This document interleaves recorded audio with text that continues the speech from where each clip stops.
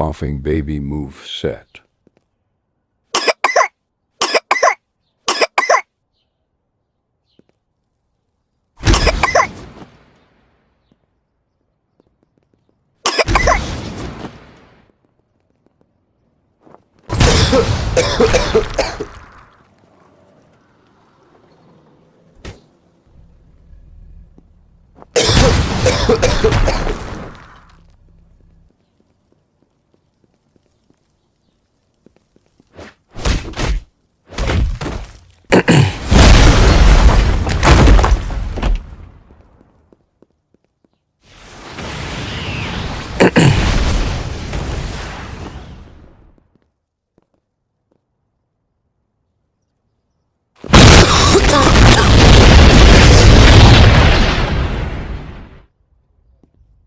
Moving on, we have the hydrogen bomb moveset.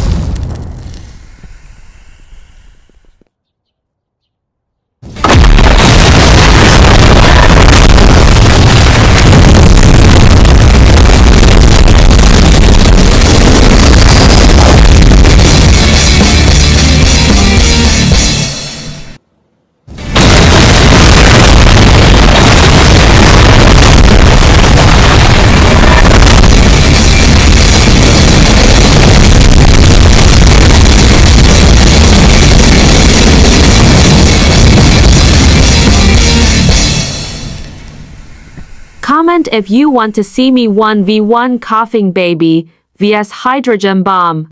Thanks for watching. Bye.